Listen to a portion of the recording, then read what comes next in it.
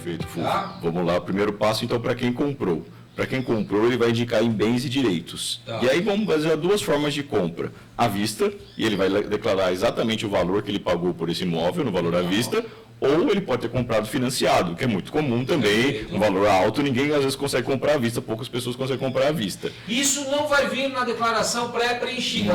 Não, isso é preenchimento manual. Manual, né? Manual. Tá. E aí, esse contribuinte que comprou financiado esse imóvel, ele vai indicando o valor das parcelas nos bens e direitos. Então, se ele pagou 10 parcelas, vai multiplicar as 10 parcelas pelo valor da parcela, é isso que ele vai colocar em bens e direitos.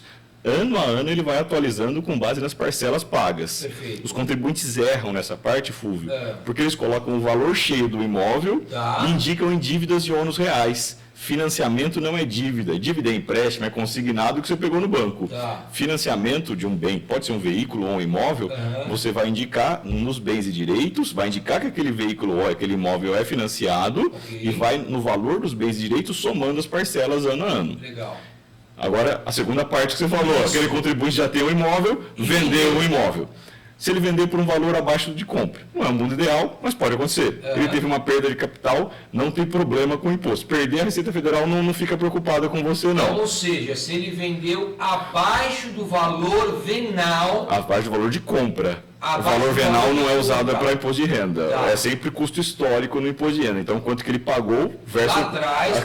E se ele não tiver esse valor? Vamos imaginar que é um imóvel de herança. O imóvel de herança veio por imposto de renda dele na transferência da herança. Aí sim ele vai ter um valor na declaração do imposto de renda. E aquele vai ser o valor de referência de compra. Então, se ele vendeu abaixo desse valor, ele não paga nada. Sem problema. Vamos imaginar, ele comprou o imóvel lá por R$100 e vendeu agora por R$200. Teve um ganho de 100. Teve um ganho de 100. O que ele vai fazer? Antes da declaração do imposto de renda, no mês que ele realizou essa venda, ele vai baixar um programa chamado GCAP, que é o Programa do Ganho de Capital. E esse programa é offline, então o contribuinte não tem preocupação de simular nesse programa.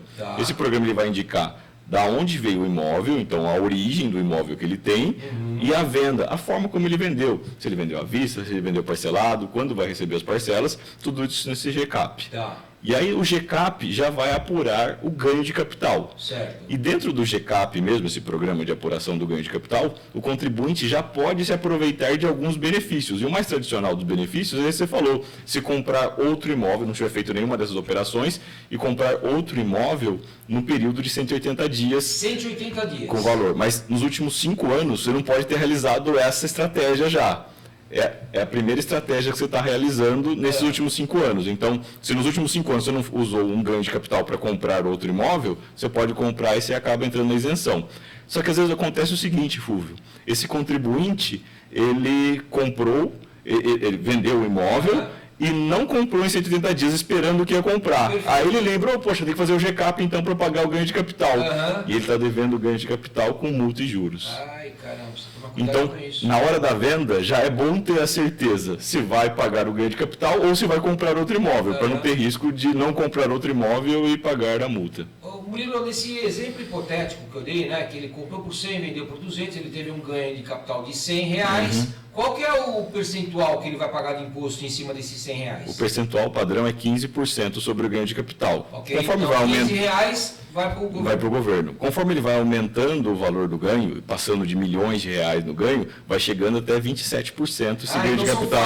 Ele é progressivo. É progressivo. Mas tem alguns benefícios. Muitos contribuintes têm imóveis antigos.